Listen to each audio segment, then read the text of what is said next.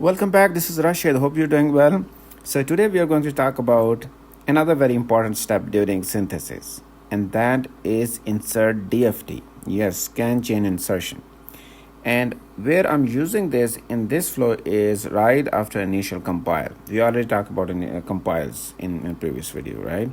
This video, the first part of this is going to be about a little bit about the theory of it, okay, and then the next one I will take you through the tickle script that I created in order to insert scans. Make sense? All right, let's get started. So what is so first of all, what is DFT? Okay, DFT stands for design for test. And what is the purpose of DFT?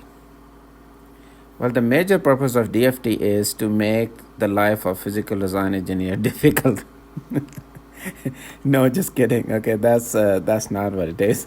Don't want to annoy my DFT friends, but it's true that it whatever logic. Okay, first of all, yeah, what is DFT?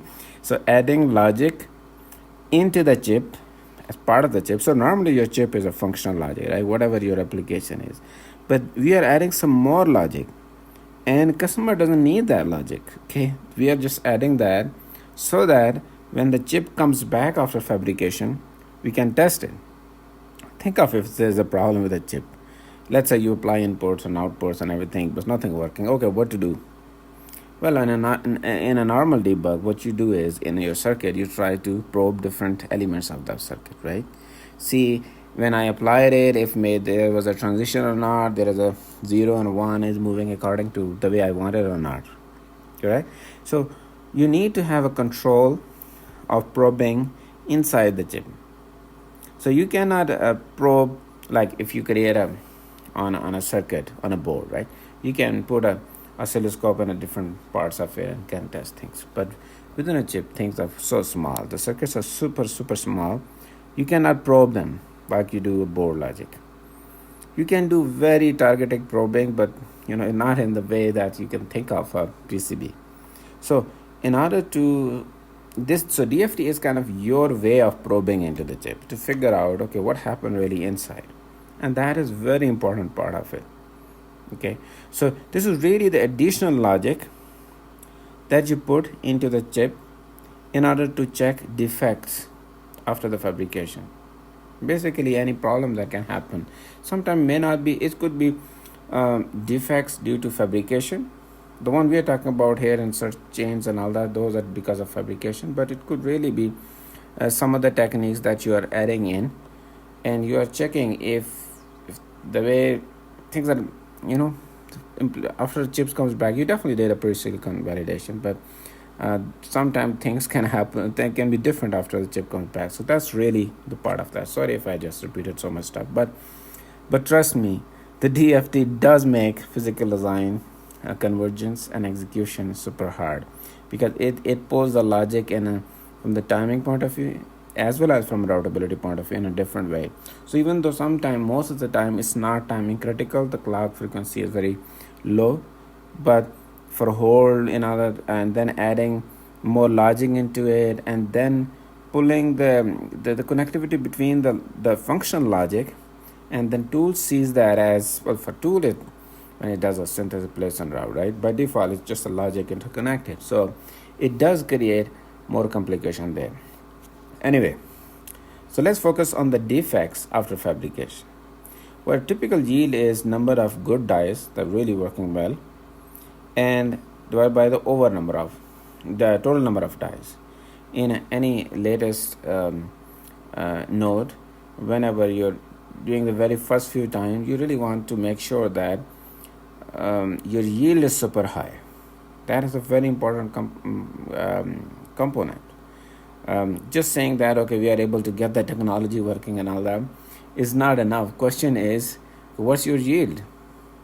Overall, the specs that you gave to the designer to design rule constraints, when designer meets those design rule constraints, the layout wise, then question is, based on that, how close your final fabrication comes to that, and how many dies are really good at that. That's really the quality of the fabrication work.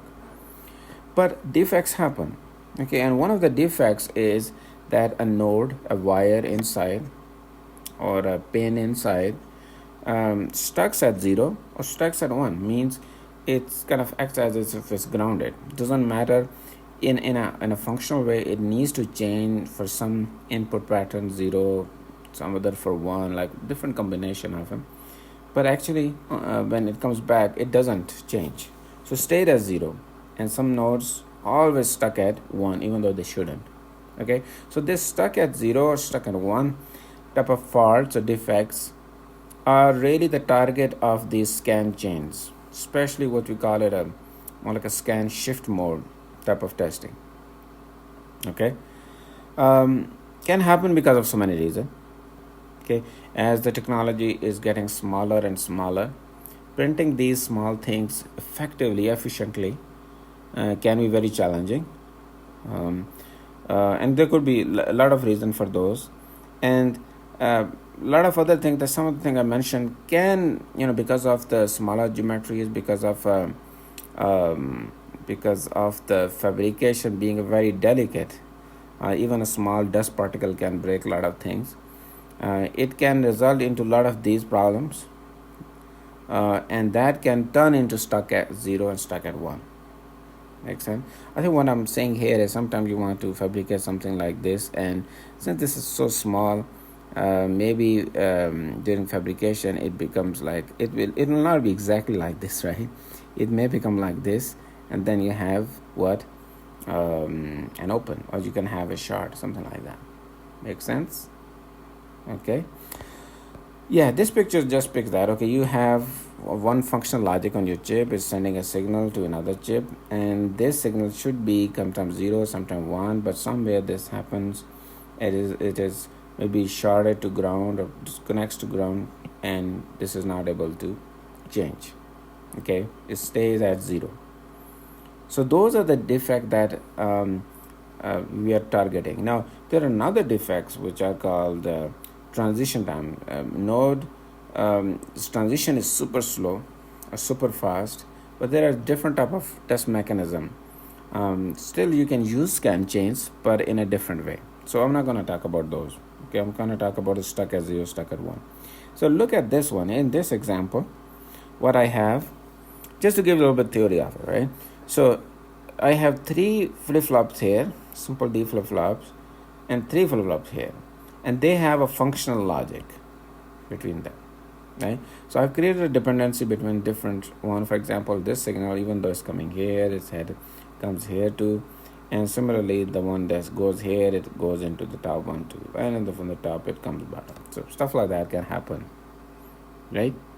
So in an ideal world, if everything works fine and everything is fabricated fine, for example, then for different combination, let's say I didn't calculate for all the combination, for what combination it becomes 1, but I'm assuming that for some combination, like, okay, I'm talking about this node here, focus on this node please, is getting its input fan in to this flip-flop, is fan in this flip-flop, is fan in is this flip-flop. Okay, so means a change on the outputs of these flip-flops can propagate through some of the combination logic and make a change here. For some combination, I could be, there are 3 bits, right? So 0, 0, 0, 0, 0, 1, 0, 1, 0, 0, how many total combinations with 3? 8, right? So I haven't calculated myself, but I'm assuming, just assuming that for some combination here, it is 0, for other combination becomes 1 here. So for 0, 0, 1, for example, I have actually calculated that. So 0, 0, this 0, 0, this is 0, when this is 0, this becomes 0. Okay, even though 1, this becomes 0, is make a 0. So when 0, 0 comes here, it becomes 0, and this one, it becomes, okay, 1 and becomes 0, so 0. So for this combination 0, 0, 1, we should have a 0. I think I should have found out a combination.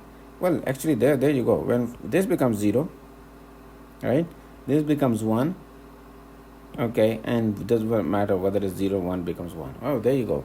So for any x, what I mean, whatever the values here, if this becomes 0, then we should have 1 here. All right, we got it.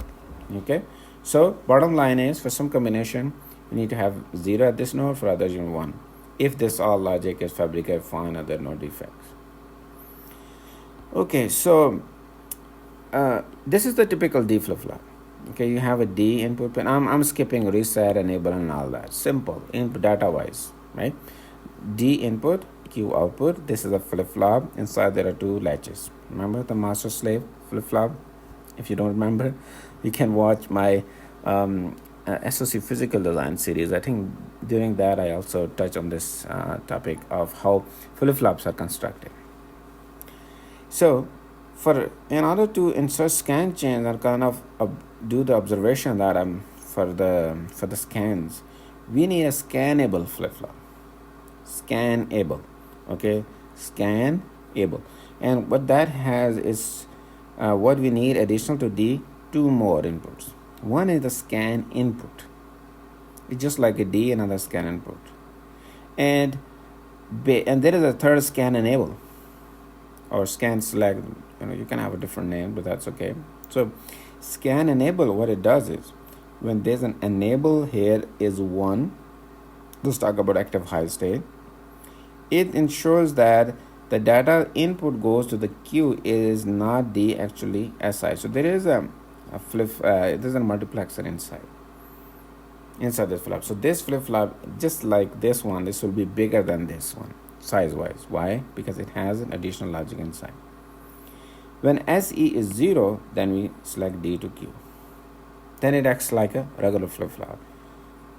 And also there's a possibility that, okay, if there's in our circuit where we are giving clock signal to this flip-flop, we also have a flip-flop here, a multiplexer here, and it has a normal function clock coming in, which is good for normal kind of logic D to Q that we're using here, right? The clock is really functional clock here.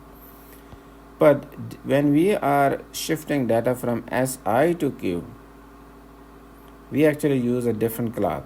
It's a slow frequency clock. Okay, because see, you will see in a minute why slow is okay.